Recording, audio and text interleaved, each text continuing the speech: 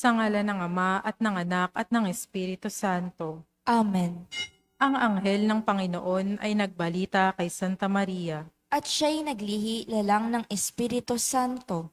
Aba, Ginoong Maria, napupuno ka ng grasya. Ang Panginoong Diyos ay sumasa iyo. Bukod kang pinagpala sa babaing lahat, at pinagpala naman ang iyong anak na si Jesus. Santa Maria, Ina ng Diyos, ipanalangin mo kaming makasalanan, ngayon at kung kami mamamatay. Amen. Narito ang alipin ng Panginoon. Maganap nawa sa akin ang ayon sa wika mo. Aba, Ginoong Maria, napupuno ka ng grasya. Ang Panginoong Diyos ay sumasa iyo. Bukod kang pinagpala sa babaing lahat, at pinagpala naman ang iyong anak na si Jesus. Santa Maria, Ina ng Diyos, ipanalangin mo kaming makasalanan, ngayon at kung kami mamamatay. Amen. At ang salita ay nagkatawang tao. At nakipamuhay sa atin. Aba, Ginoong Maria, napupuno ka ng grasya. Ang Panginoong Diyos ay sumasa iyo. Bukod kang pinagpala sa babaing lahat, at pinagpala naman ang iyong anak na si Jesus. Santa Maria, Ina ng Diyos, ipanalangin mo kaming makasalanan, ngayon at kung kami mamamatay. Amen.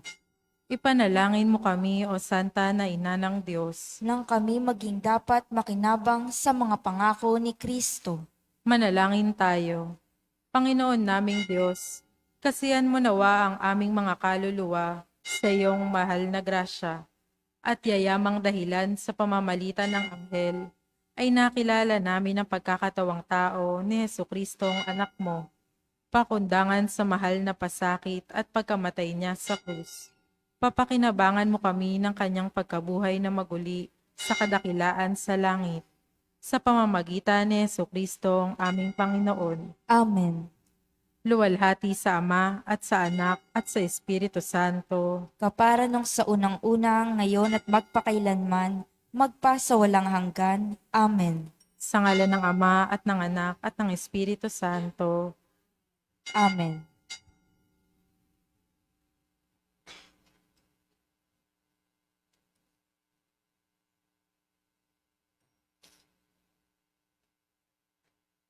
At ang mamumuno po sa ating banal na pagdiriwang ngayon ay ang ating butihing Kura Paroko, Reverend Father Danichi Wee.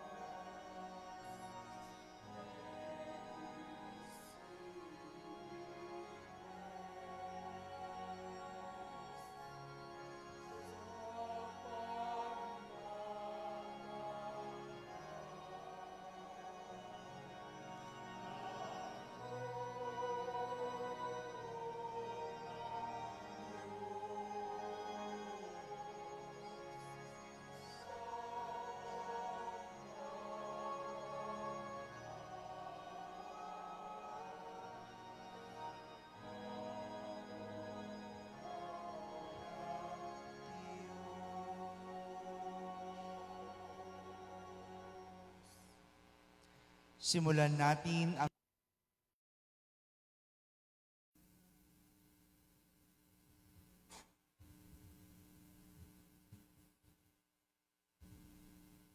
sa ngalan ng Ama at ng Anak at ng Espiritu Santo, ang pagpapala ng ating Panginoong Hesukristo, ang pag-ibig ng Diyos Ama, at ang pakikipagkaisa ng Espiritu Santo naway sumainyong lahat. Mga kapatid, pinagdiriwang natin ngayong linggong ito ang Laetare, na mula sa salitang Latin nang ibig sabihin ay magalak. Inaanyayahan tayo ngayon ng mga pagbasa na magalak sapagkat tapat ang Diyos sa kanyang pangako at isa siyang amang nagmamahal at nagpapatawad sa ating lahat.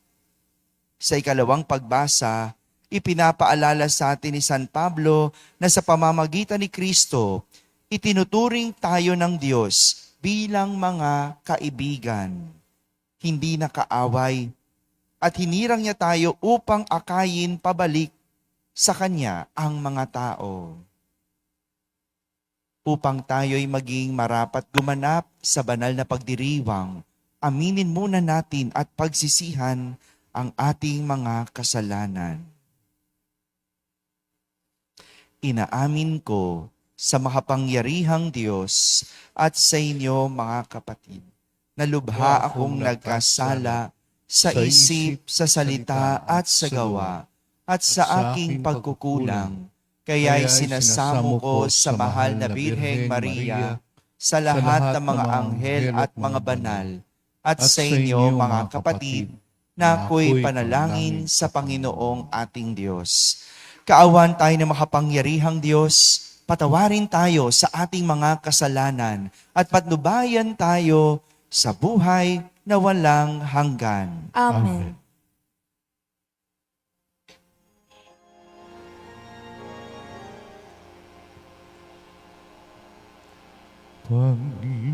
Panginoon, maawa ka.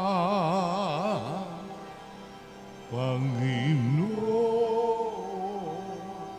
maawa ka.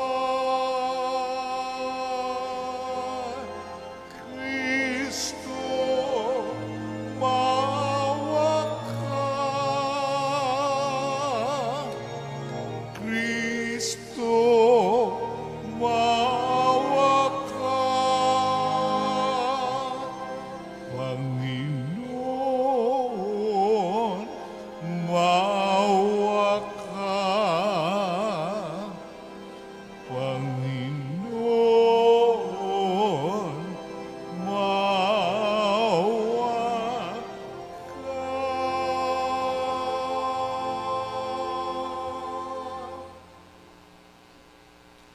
Manalangin tayo. Ama naming makapangyarihan, ikaw ay nakikipagkasundo sa sangkatauhan sa pamamagitan ng iyong salita, sa masigasig na pagsamba at matibay na pagsampalataya, ang sambayan ng Kristiyano ay makadulog nawang masaya sa pagdiriwang ng dakilang kapistahan ng pagkabuhay. Sa pamamagitan ni Jesucristo, kasama ng Espiritu Santo, magpasawalang hanggan. Amen. Magsiupo ang lahat at makinig sa pagpapahayag ng salita ng Diyos.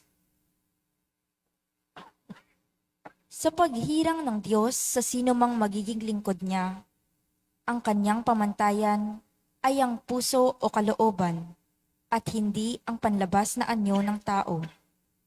Ang pamantayan ng Diyos ay hindi katulad ng pamantayan ng tao. Pagbasa mula sa unang aklat ni Samuel. Noong mga araw na iyon, sinabi ng Panginoon kay Samuel, "Magdala ka ng langis at pumunta ka kay Jesse na taga Bethlehem, sapagkat pinili ko ng maging hari ang isa sa kanyang mga anak." Nang magkaharap-harap na sila, nakita ni Samuel si Eliab. Pinagmasdan niya itong mabuti at sinabi sa sarili, "Ito siguro ang hinirang ng Panginoon para maging hari." Ngunit sinabi sa kanya ng Panginoon, "Huwag mong tingnan ang kanyang taas at kakisigan. Hindi siya ang hinirang ko. Ang batayan ko ay di tulad ng batayan ng tao. Panlabas na anyo ang tinitingnan ng tao, ngunit puso ang tinitingnan ko." Isa-isang tinawag ni Jesse ang 7 niyang anak, ngunit walang pinili sa kanila ang Panginoon. Kaya tinanong ni Samuel si Jesse, "Wala ka na bang anak kundi iyan?" "Mayroon pang isa, yang pinakabata at pastol ng aking mga tupa," sagot ni Jesse. Sinabi ni Samuel, "Ipasundo mo, hindi natin sisimulan ng paghahandog hanggat hindi siya dumarating." At sinundo nga ang anak na ito ni Jesse. Siya'y makisig na binatilyo, malusog at nangungusap ang mga mata.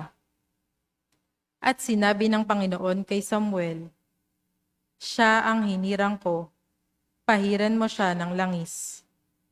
Kinuha ni Samuel ang sisidla ng langis at pinahiran si David sa harapan ng kanyang mga kapatid. At mula noon, sumakanya ang Espiritu ng Panginoon. Ang salita ng Diyos. Salamat sa Diyos. Salmong tugunan. Pastol ko'y Panginoong Diyos, hindi ako magdarao.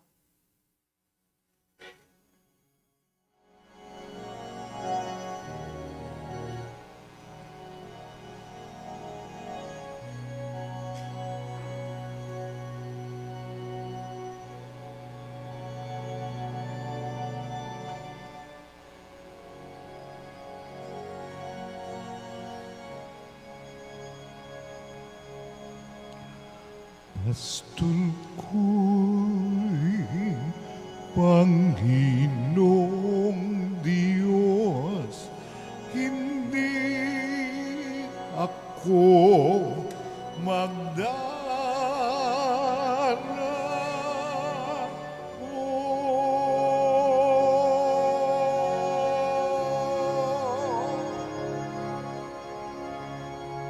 Pastol ko'y Panginoong Diyos, hindi ako magdarao.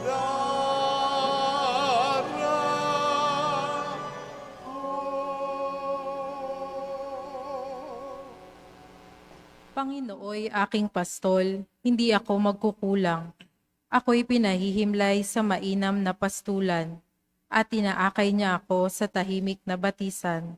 Binibigyan niya ako niyang bagong kalakasan. Pastol Panginoong Diyos, hindi ako magdarao.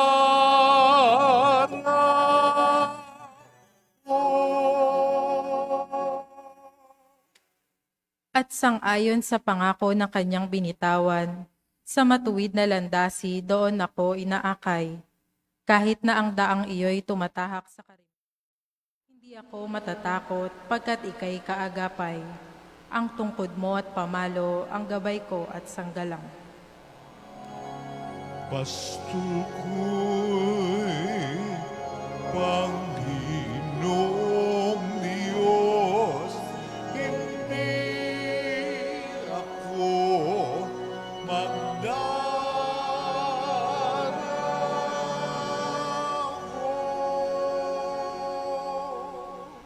Sa harapan ng lingkod mo, ikaw ay may handang dulang. Ito'y iyong ginagawang nakikita ng kaaway.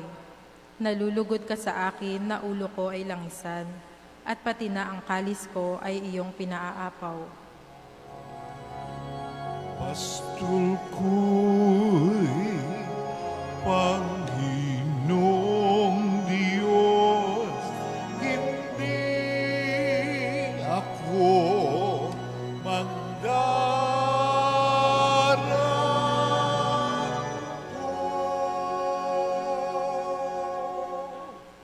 Tunay na ang pag-ibig mo at ang iyong kabutihan, sa saakit tataglayin habang ako'y nabubuhay. Doon ako sa templo mo lalagi at mananahan. Pastol ko'y Panginoong Diyos, hindi ako magdarao.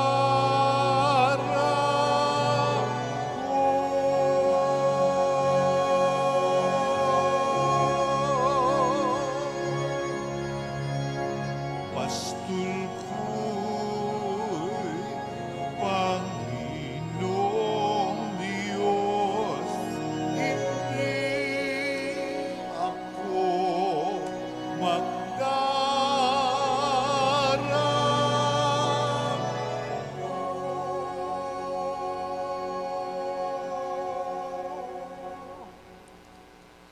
Sa pamamagitan ng binyag, tinatanggap natin ang liwanag ni Kristong Panginoon na siyang pumapawi sa kadilimang dulot ng kasalanan.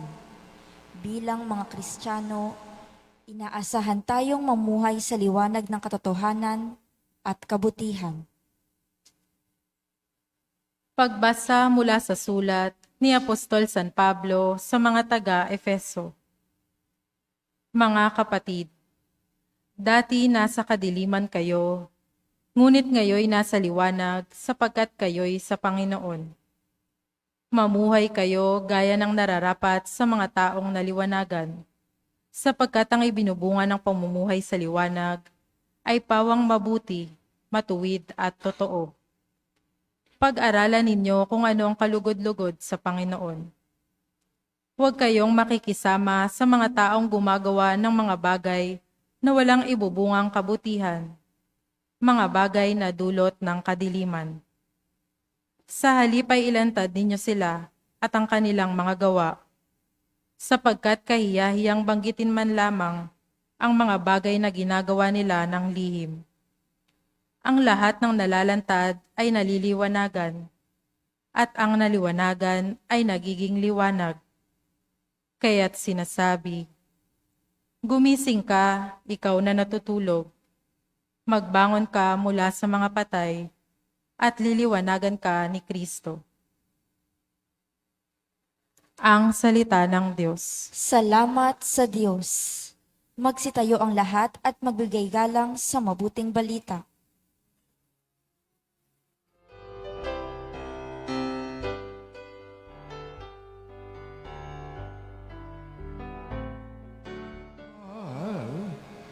Sa daigdig ako'y ilaw, kapag ako ay sinundan, ang dilim ay mapaparang at sa akin mabubuhay. Ang sabi na poong makakakat sa daigdig, ako'y lahaw kapag ako ay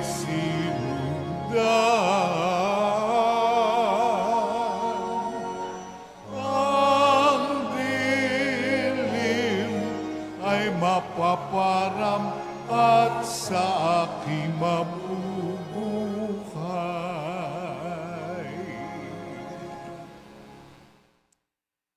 Sumainyo ang Panginoon. At sumaiyo rin. Ang mabuting balita ng Panginoon ayon kay San Juan. Papuri sa iyo, Panginoon.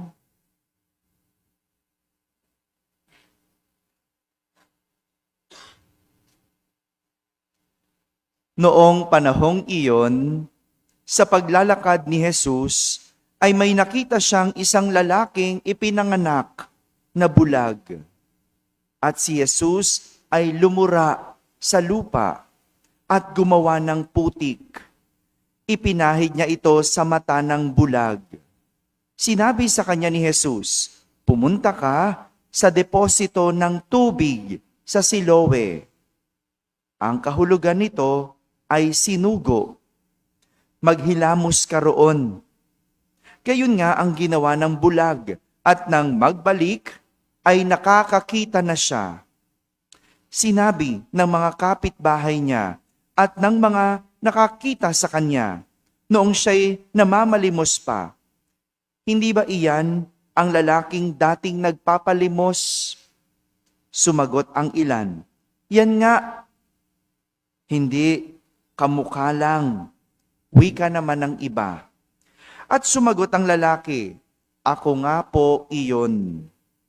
Dinala nila sa mga Pariseo ang dating bulag. Araw ng pamamahinga, nang gumawa si Jesus ng putik at padilatin ang bulag. Tinanong din siya ng mga Pariseo kung paano siya nakakita. Sinabi niya sa kanila, "Pinahiran niya ng putik ang aking mga mata. Naghilamos ako pagkatapos, at ngayoy nakakakita na ako." Ang sabi ng ilan sa mga Pariseo, hindi mula sa Diyos ang taong iyan, sapagkat hindi niya ipinangingilin ang araw ng pamamahinga. Ngunit sinabi naman ng iba, paano makakagawa ng ganitong kababalaghan ang isang makasalanan? At hindi sila magkaisa ng palagay.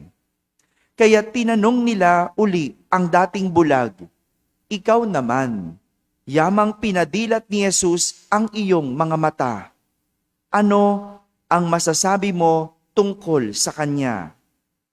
"Siya ay isang propeta," sagot niya. Sumagot sila, "Ipinanganak kang makasalanan at ikaw pa ang magtuturo sa amin?" At siya ay itiniwalag nila. Nabalitaan ni Jesus na ang lalaking pinagaling niya ay itiniwalag ng mga Pariseo. Kaya tinanong niya ang lalaki nang matagpuan niya ito, "Sumasampalataya ka ba sa anak ng tao?" Sumagot ang lalaki, "Sino po ba siya, Ginoo? Sabihin ninyo sa akin upang ako ay manampalataya sa kanya." "Siya ay nakita mo na. Siya ang nakikipag-usap sa iyo," ani Jesus. "Sumasampalataya po ako, Panginoon," sabi ng lalaki.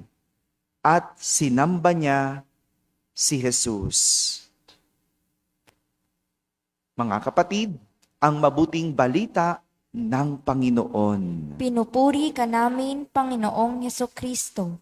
Magsiupo ang lahat at makinig sa homilya. Isang magandang umaga po sa inyong lahat. Pakibati ang katabi, pinagpalang linggo sa iyo. Na? Pinagpalang linggo po sa mga nasa barangay, sa mga nasa tahanan na nagsisimbabaya online at sa lahat ng nasa abroad. Kasama kayo sa aming banal na pagdiriwang dito sa ating parokya. Gaya ng sinabi ko, sa unang bahagi ng misa, tayo ngayon ay nagdiriwang ng Laetare Sunday. Sabihin nyo nga po. Ang salitang laetare ay galing sa salitang Latin na ibig sabihin ay magalak. Sa Ingles ay rejoice. Magalak. Rejoice. Kamusta po ba kayo? Masaya ba? May galak ba? Kahit mataas ang gasolina? Wala naman sasakyan, no? And kahit wala ka sasakyan, yung pamasahe, susunod na yan. O, kuryente, tumaas na, tataas na. Tubig, tataas na. Sigurado yung bilihin, tataas. No? Bakit? Saan ba galing yung mga yan? O, di ba? Tinatransport. No? Binabiyahe yan. Kakain yan ng gasolina. So, masaya ba? Parang nagbago yung nyo, no? Pinaalala ko pa kasi, no? Ikaw kasi, Father, no? Kanya-kanya tayong pinagdadaanan. Kanya-kanya tayong sitwasyon sa buhay. Pero ang paanyaya sa atin ng linggong ito, magalak. Tatlong payo ang ibinibigay sa atin ng mga pagbasa para makakita ng galak. Totoo, ang hirap magkaroon ng galak kung ang taas ng gasolina. Tama? Ang hirap. Tapos, trabaho ka ng trabaho, sweldo hindi tumataas. Di ba, Grace? Paano? Tatlong bagay. Tatlong payo ang huwag niyong kalilimutan, lalo na kapag nawawalan kayo ng galak. Una, tumingin sa puso. Sabihin niyo nga po, ikinuwento sa atin ng unang pagbasa kung paano namili si Samuel ng papalit na hari kay Saul. Yung haring papalit ang magiging bagong hari ng Israel.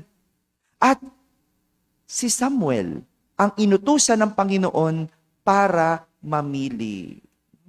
Ang maganda dito, hindi si Samuel ang mamimili. Gagabayan siya ng Panginoon.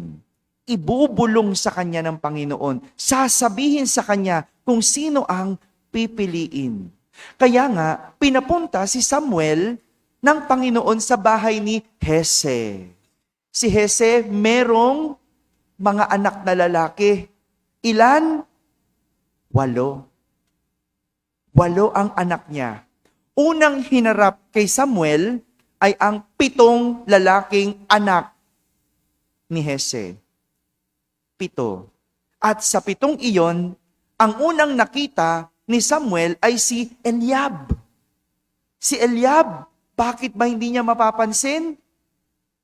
Malaki katawan, matangkad, makisig, mukhang malakas, magandang katangian ng isang hari. Kaya nga, nang hihirangin na ni Samuel si Eliab, sinabi ng Panginoon, huwag mong tignan ang kanyang taas at kakisigan. Hindi siya ang hinihirang ko. Ang batayan ko ay di tulad ng batayan ng tao. Panlabas na anyo ang tinitignan ng tao, ngunit puso ang tinitignan ko. Ang galing, no? Ganun pala tumingin ang Diyos. Hindi panlabas, kundi puso. Kaya si Samuel, mali ang kanyang pagpili. Kasi tinignan niya ang panlabas na anyo. O ano kung makisig? Ano kung matangkad? Ano kung mukhang malakas? Ang mahalaga, yung puso. Kaya nga, nagtanong pa muli itong si Samuel, meron ka pa bang anak? At doon, hinarap sa kanya si David. Alam niyo ba anong itsura ni David? Maliit.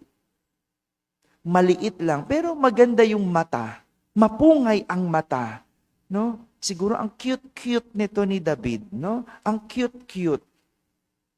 At siya ang hinirang ng Panginoon. Kung siguro, ganito tayo mamili ng hari, kung siguro ganito tayo mamili ng namumuno, masaya tayong lahat. Ano po? Masaya ba kayo sa napili niyong namuno? Yan, nangamot na ng tenga. No? Nangamot na. Kasi, tinignan natin yung mga pangako. Yun ang tinignan mo. Ano yung pangako? Magiging 20 ang bigas. O, tingnan nyo. Ano nyari? Nga. Ang gasolina, halos 100. O, ay naku, hindi na tayo nadala. Bakit? Ang tinitignan, panlabas na anyo. Oh, sikat yun. Doon tayo. Oh, namimigay doon. Doon tayo. Pero hindi natin tinignan ang puso. Kaya hindi tayo masaya. Ganyan din sa mga desisyon at pagpili natin sa buhay. Tingnan mo yung puso. Bago ka mag-asawa, huwag mong tignan yung yaman. Oh, yaman yan, no? Dito na tayo. Pakasalan na yan. Mayaman eh. Hindi naman siya yung nagtrabaho. Mayaman dahil sa magulang. Pero hindi mo tinignan yung puso. Hindi mo tinignan yung kalooban. Kaya sa huli, mali ang pagpili. Yung pera mauubos yan. Mauubos yan. Pero yung sigasig ng puso, yung sipag sa puso, hindi yan mawawala. Kaya kung ikaw ay may desisyong gagawin, tingnan ang puso. Kung di mo makita ang puso ng tao, tingnan mo ang puso mo. Tingnan mo, balikan mo, tingnan mo. Huwag ka magpadalos-dalos. Marami ganyan, nagpadalos-dalos. Porque sumama lang ang loob, resign. O, tingnan mo, nung wala nang sama ng loob, nagsisisi. Bakit hindi tiningnan yung puso eh? Ito ba yung gusto kong gawin? Ano bang tinuturo nito? Kung tayo'y humahatol, gaya ng Panginoon, na tinitingnan ang puso, laging merong galak, laging merong saya, kahit ang panlabas ay mahirap. Para magkaroon ng galak, tumingin sa puso. Pangalawa, para magkaroon ng galak, tumingin sa liwanag. Sabihin nyo nga po, look into the light. Ano yung una? Look into the heart.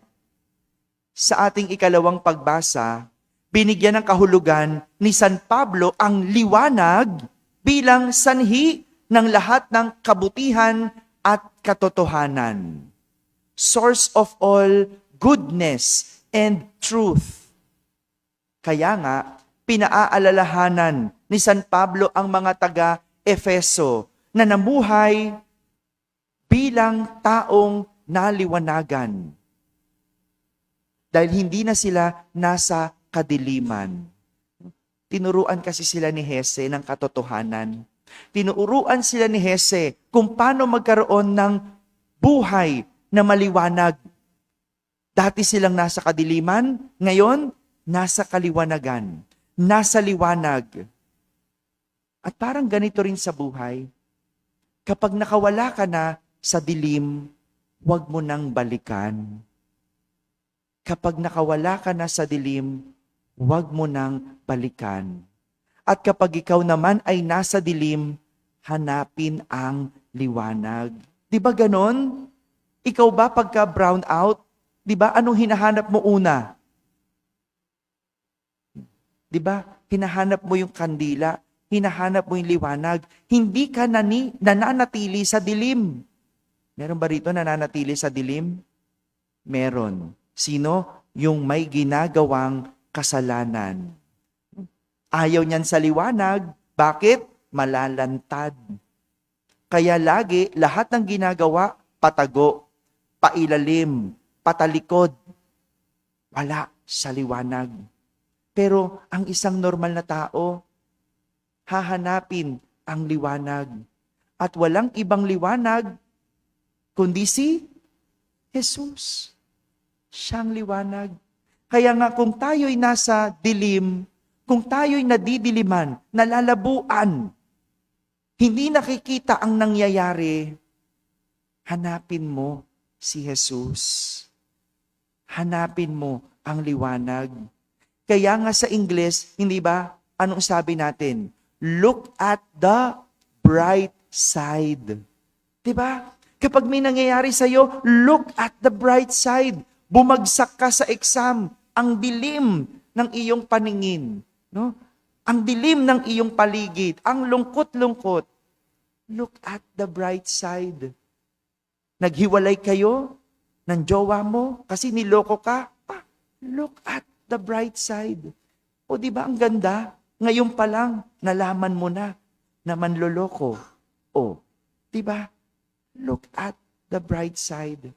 At yan ang pinapaalala ni San Pablo sa mga taga-Efeso. Galing na kayo sa dilim. Huwag nang babalik. Walang saya sa dilim. Sa liwanag, meron. Hindi masaya sa dilim. Dahil walang taong normal ang ikinasisiya ang paghahasik ng kadiliman. Para magkaroon ng galak, look at the bright side. Tumingin sa liwanag. At pangatlo, para magkaroon ng galak, tumingin sa kabutihan. Sabihin nyo nga po. Ano yung pangalawa? Ano yung panguna? Yan. O, paalala mo yan sa sarili mo ha. Kapag nadidiliman ha, 3 bagay ang titignan. Panghuli sa ating ebanghelyo, pinagaling ni Jesus ang isang bulag.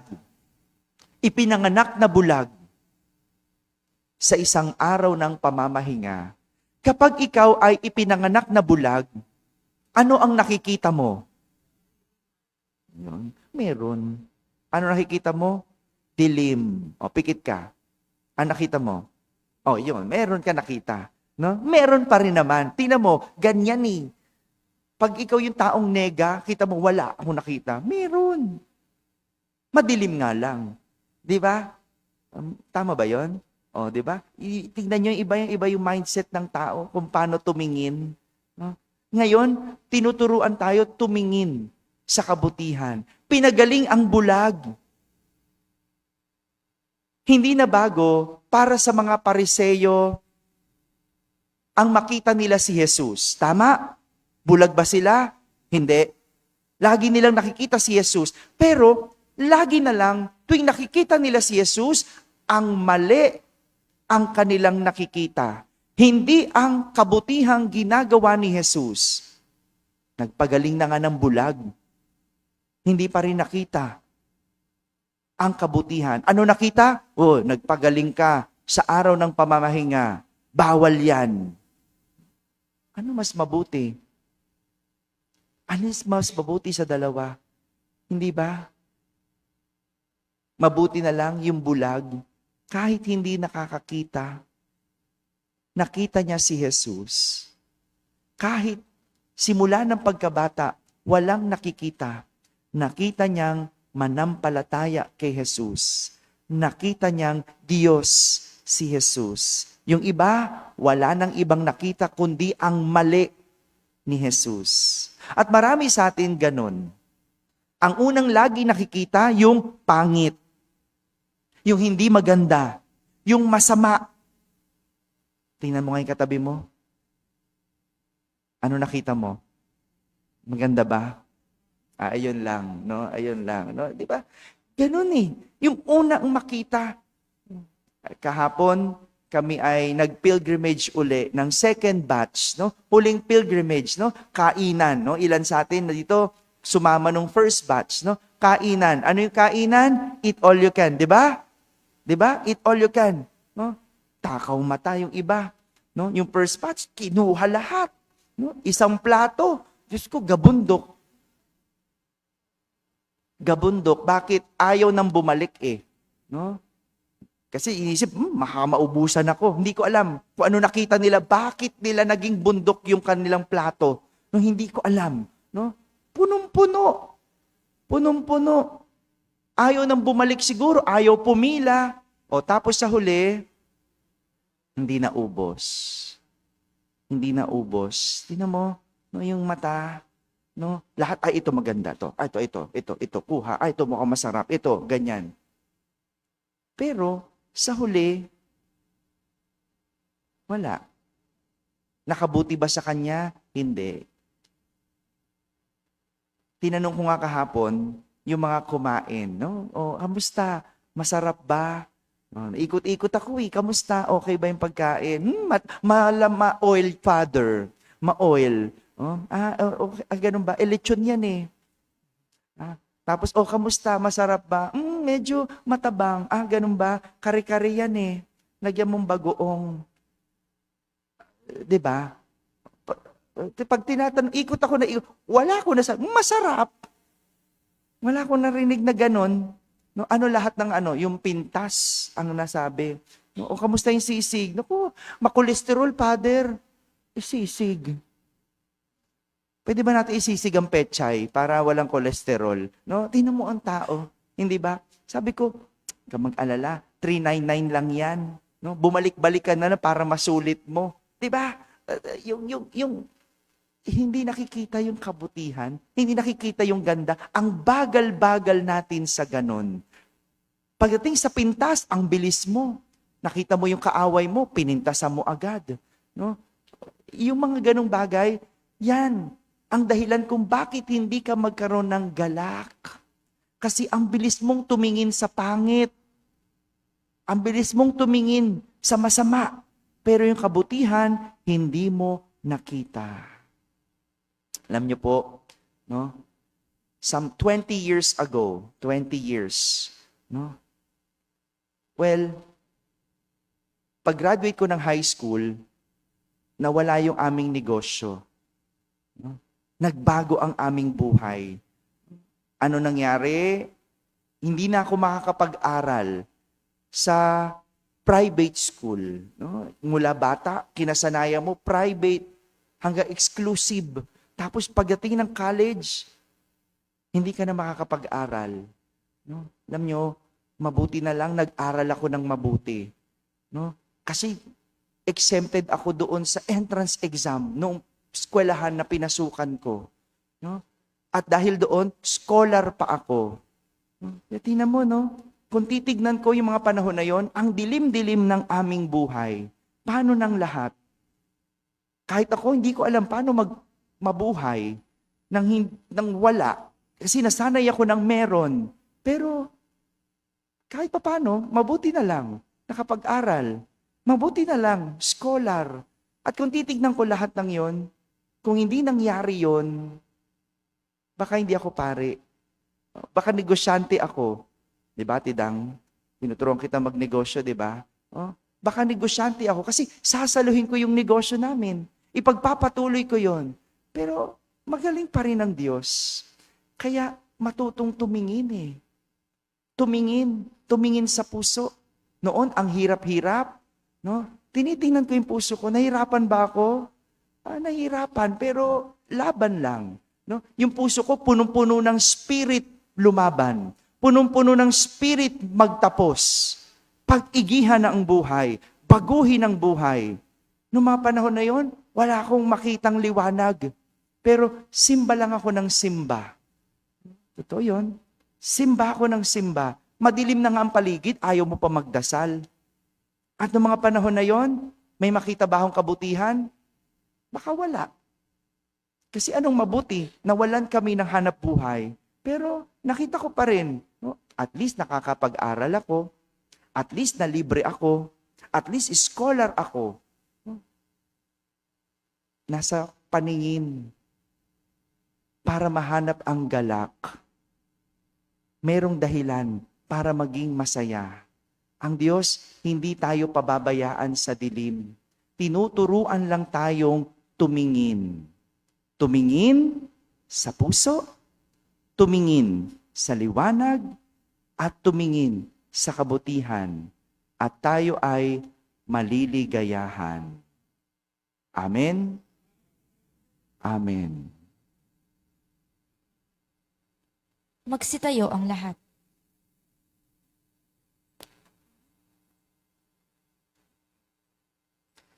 Sabay-sabay nating ipahayag ang ating pananampalataya.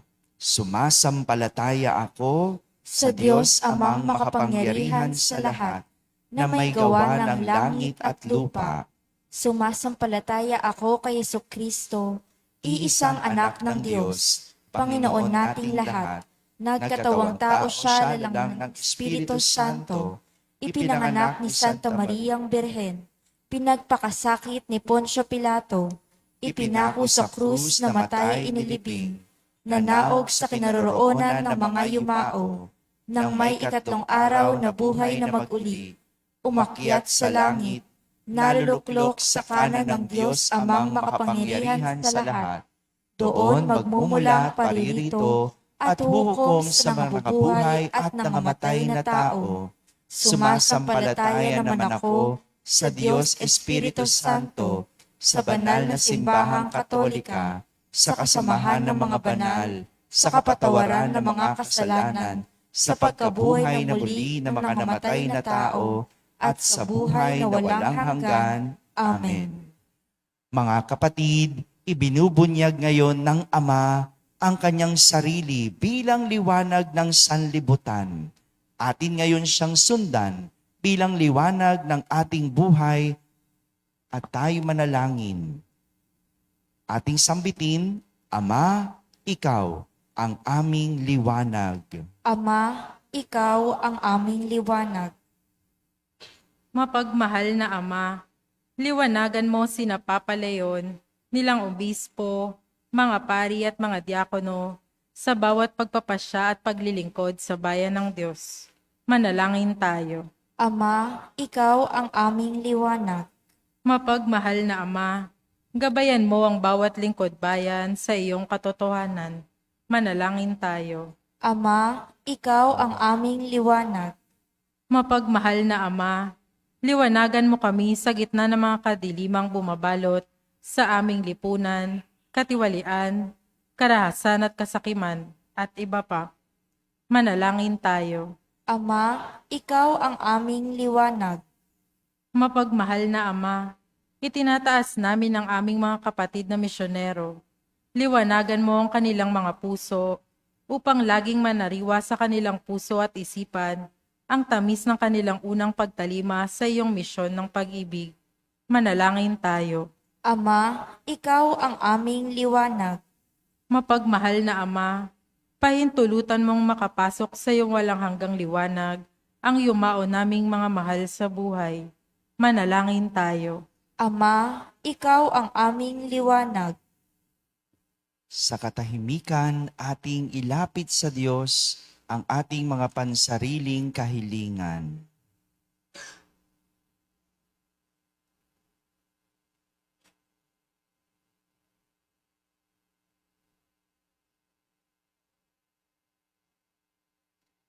Isama natin sa ating panalangin ang lahat ng mga tumutulong at sumusuporta sa ating parokya. Manalangin tayo sa Panginoon. Ama, ikaw ang aming liwanag. Ikaw ang aming liwanag o amang mapagmahal, tulungan mo kaming magpahayag ng iyong kagandahang loob at pag-ibig sa pamamagitan ni Jesucristo na aming Panginoon. Amen. Magsiupo ang lahat.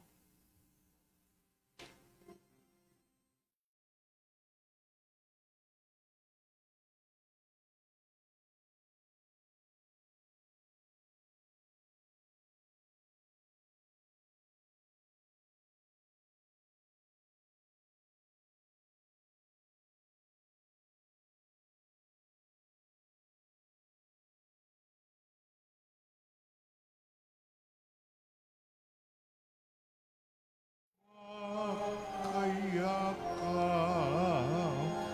buksan ng aming isip, sikatan ng liwanag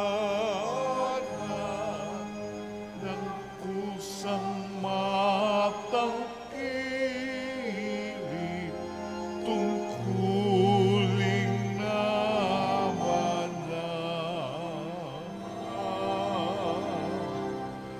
buksan ng aming panahon sa dilim at kalan.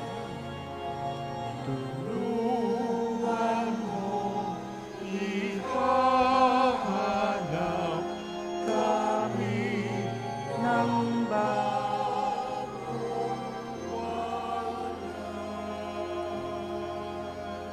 Magsitayo ang lahat. Manalangin kayo mga kapatid upang ang paghahain natin ay kalugdan ng Diyos amang makapangyarihan. Tanggapin nawa ng Panginoon itong paghahain sa iyong mga kamay, sa kapurihan niya at karangalan sa ating kapakinabangan, at sa buong sambayanan niyang banal. Ama naming lumikha para sa paghahaing nagbibigay kagalingan, kami ngayon ay masayang nagsisipag-alay, kalakip ang dalangin na aming nawang maidangal. Ang pagdiriwang na ito ng banal na pakikinabang ay maidulot nawa ito para sa kaligtasan ng tanan. Sa pamamagitan ni Jesucristo, kasama ng Espiritu Santo, magpasawalang hanggan. Amen. Sumainyo ang Panginoon. At sumaiyo rin. Itaas sa Diyos ang inyong puso at diwa. Itinaas na namin sa Panginoon. Pasalamatan natin ang Panginoong ating Diyos. Marapat na siya ay pasalamatan. Ama naming makapangyarihan, tunay ngang marapat na ikaw ay aming pasalamatan sa pamamagitan ni Jesucristo na aming Panginoon. Minabuti niyang maging di na iba sa amin, upang ang sangkatauhang namuhay sa dilim ay kanyang maakay sa pananalig, nahahantong sa liwanag ng iyong pag-ibig. Kami ipinanganak noong una bilang alipin ng dating pagkakasala, ay kanyang hinugasan sa tubig na muling pagsilang upang maitampok bilang mga kapatid niya sa iyong angkan. Kaya kaysa ng mga anghel na nagsisiawit ng papuri sa iyo ng walang humpay sa kalangitan, kami nagbubunyi sa iyong kadakilaan.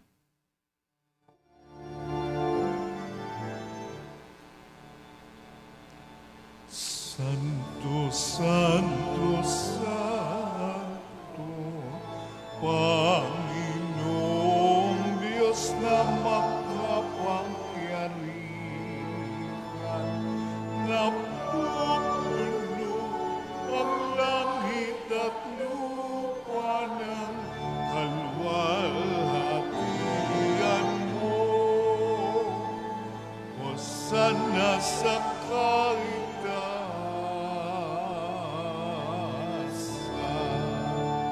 Pinagpalang na paririto sa ngalan ng Panginoon. Hosana sa kaitaasan.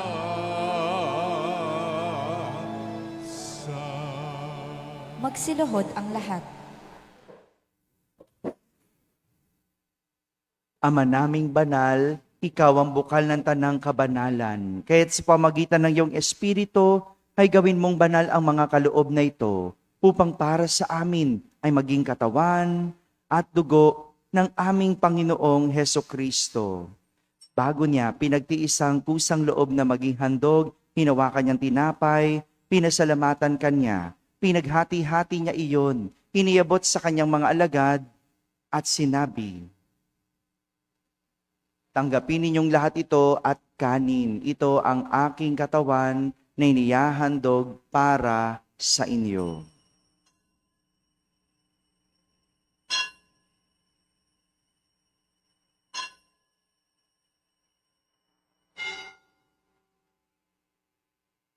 Kaya hindi naman matapos ang hapunan, hinawakan niya ang kalis, muli kanyang pinasalamatan. Iniabot niya ang kalis sa kanyang mga alagad, at sinabi, tanggapin ninyong lahat ito at inumin. Ito ang kalis ng aking dugo, ng bago at walang hanggang tipan. Ang aking dugo na ibubuhos para sa inyo at para sa lahat sa ikapagpapatawad ng mga kasalanan. Gawin ninyo ito sa pag-alaala sa akin.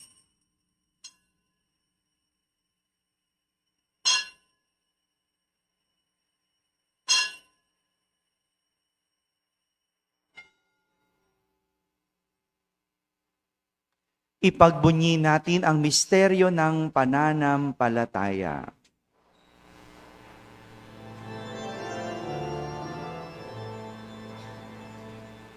Si Kristo ay namatay. Si Kristo ay namuhay. Si Kristo ay babalik sa wakas ng panahon.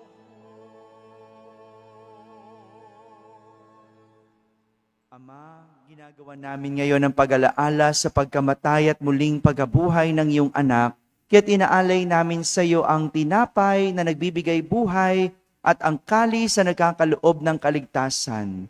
Kami nagpapasalamat dahil kami iyong minarapat na tumayo sa harap mo para maglingkod sa iyo. Isinasamo namin kaming magsasalo-salo sa katawan at dugo ni Kristo ay mabuklod sa pagkakaisa sa pamamagitan ng Espiritu Santo.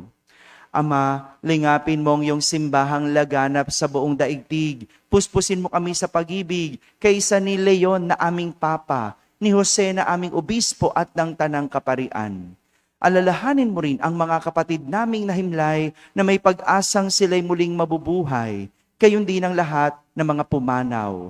Kaawan mo sila at patuloyin sa iyong kaliwanagan. Kaawan mo at pagindapating kaming lahat na makasalo sa iyong buhay na walang wakas. Kaisa na mahal na Birheng Maria na ina ng Diyos, ng kabiyak ng puso niyang si San Jose, kaysa ng mga apostol at ng lahat ng mga banal na namuhay dito sa daigdig ng kalugod-lugod sa iyo. May pagdiwang nawa namin ang pagpupuri sa ikararangal mo sa pamamagitan ng iyong anak na aming Panginoong Heso Kristo. Sa pamamagitan ni Kristo, kasama niya at sa Kanya, ang lahat ng parangal at papuri ay sa iyo, Diyos Amang makapangyarihan, kasama ng Espiritu Santo, magpa sa walang hanggan. Amen.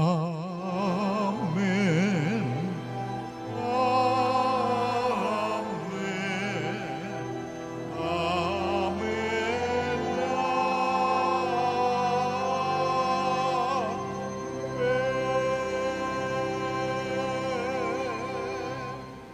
Sa tagubilin ng mga nakahagaling na utos at turo ni Jesus na Panginoon natin at Diyos, ipahayag natin ang lakas loob.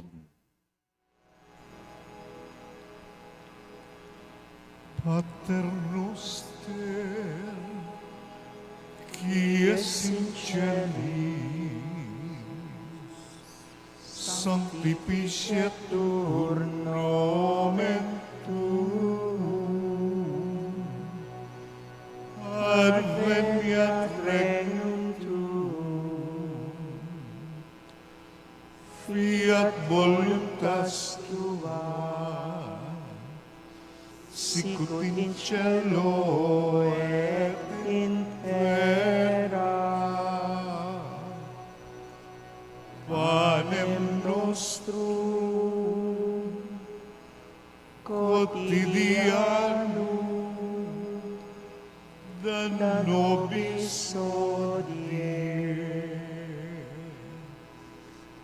et dimitte nobis debita nostra, sicut et nos dimittimus debitoribus nostris, et ne nos inducas in tentationem, sed libera nos a malo.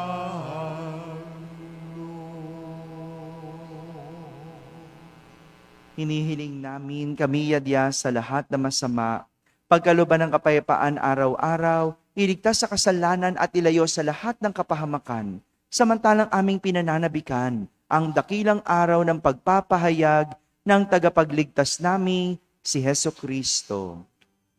Sapagkat sa'yo nagmula ang kaharian, kapangyarihan, at kaluwalhatian, magpasawalang hanggan. Panginoong Jesucristo, sinabi mo sa iyong mga apostol, kapayapaan ang iniiwan ko sa inyo. Ang aking kapayapaan ang ibinibigay ko sa inyo.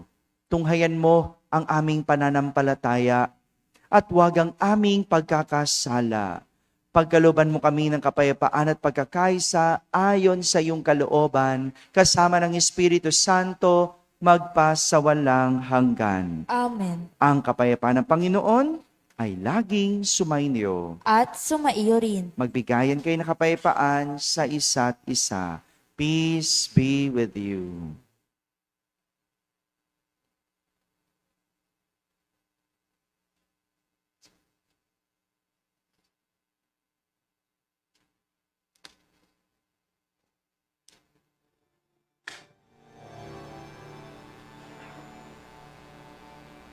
Kordero ng Diyos na nag-alis ng mga kasalanan ng sanlibutan, maawa ka sa amin. Kordero ng Diyos na nag-alis ng mga kasalanan ng sanlibutan, maawa ka sa amin.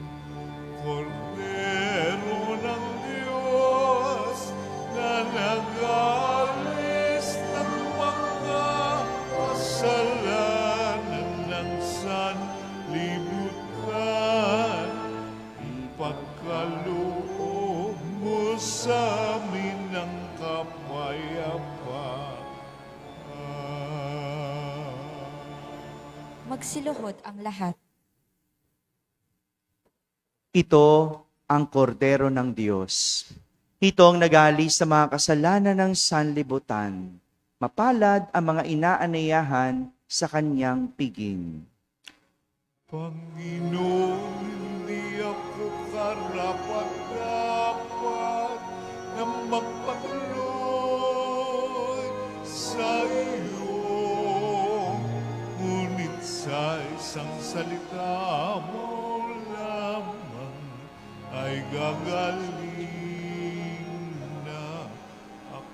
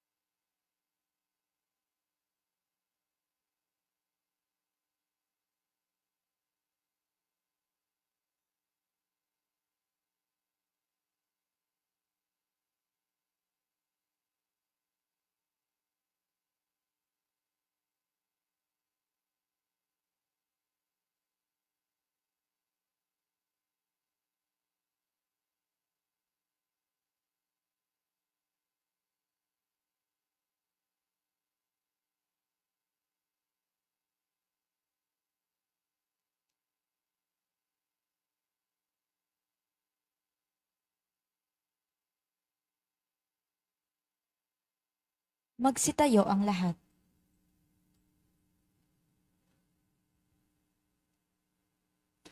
Manalangin tayo. Ama naming mapagmahal, tinatanglawan mo ang lahat ng tao na isinisilang sa daigdig na ito. Sa kaloob mong liwanag, tanglawan mo ang aming kalooban upang ang dapat naming isaloob na iyong ikinalulugod ay lagi naming isaisip at ikaw ay aming wagas na maibig. Sa pamamagitan ni Jesucristo, kasama ng Espiritu Santo, magpasawalang hanggan. Amen. Magsiupo ang lahat. Ang ating pong second collection ay para sa alay kapwa.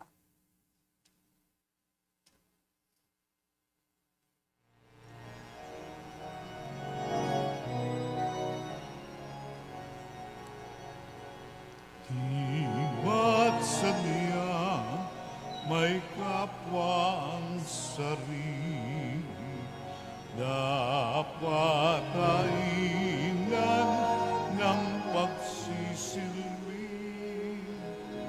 at namangha ligaya'y dadalisay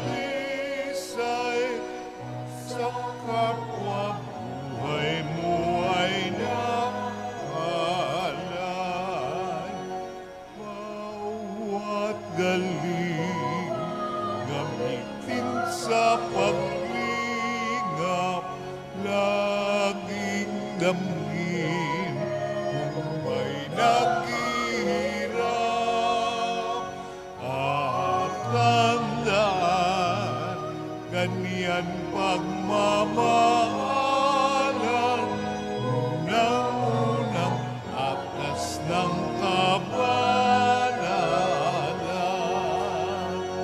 Bawat galing gamitin sa paglingap, laging damhin kung may naghihirap. At tandaan, ganyan pagmamahalan, unang atas ng kapanalan.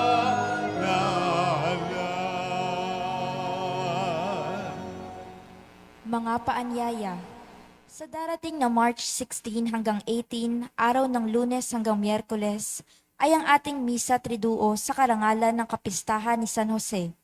Bukas, araw ng Lunes, 16 ng Marso, ang ating Misa Triduo ay sa ganap na 6 ng gabi. Wala po tayong misa sa 6 ng umaga. Sa March 19, araw ng Huwebes, ay ang pagdiriwang ng Kapistahan ni San Jose. Ang atin pong misa ay sa 6 ng umaga at 6 ng gabi, na susundan ng maringal na prosesyon sa 7 ng gabi. Sa March 21, araw ng Sabado, tayo po ay magkakaroon ng Parish Lenten Recollection pagkatapos ng misa sa 6 ng gabi. Ito po ay pangungunahan ng ating speaker at recollection master na si Reverend Father Raymart de Guzman. Inaanyayahan ang lahat ng ating mga kaparokya at kasapi ng simbahan na sama-samang makinig at magnilay sa gawaing ito. Sa March 23, araw ng Lunes, tayo po ay magkakaroon ng healing mass sa karangalan ni San Padre Pio. Ang ating misa ay sa ganap na 6 ng gabi. Sa March 27 ay ang ating pagdiriwang ng Biyernes Dolores.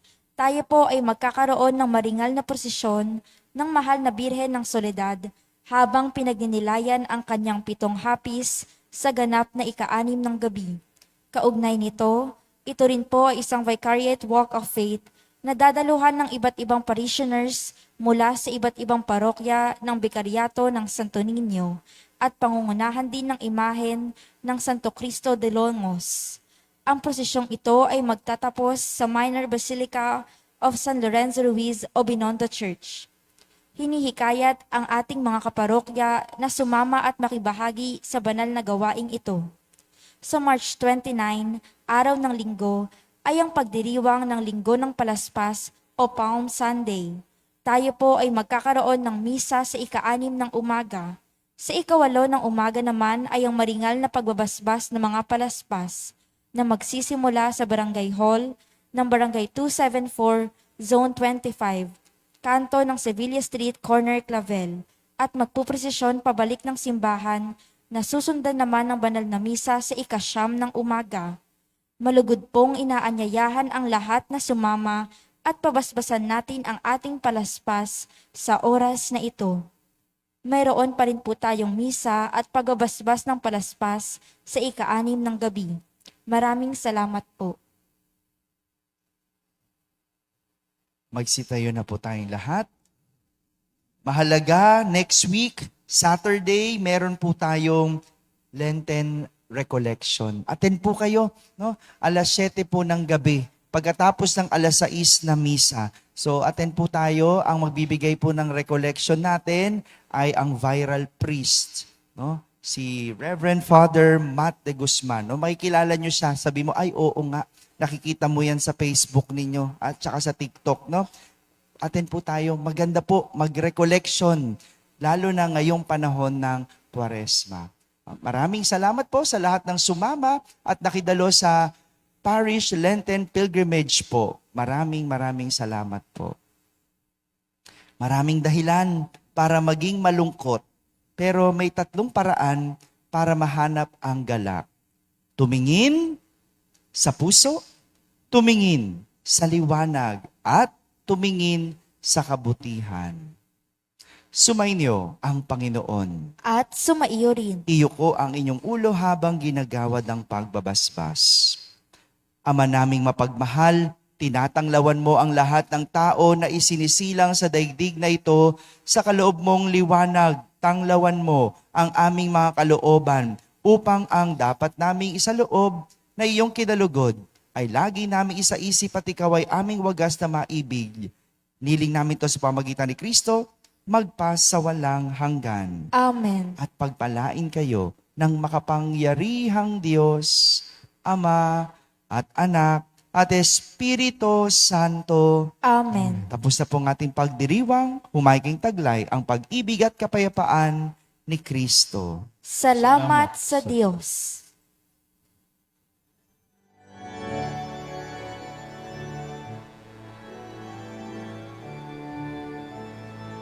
Walang sinuman ang namumuhay para sa sarili lamang. Walang sinuman ang namamatay para sa sarili lamang. Tayong lahat ay may pananagutan sa isa't isa. Tayong lahat ay tinipo ng Diyos na kapiling niya. Sa ating pagmamahalan at paglilingkod sa kaninuman, tayo ay nagdadala ng balita ng kaligtasan. Tayong lahat ay may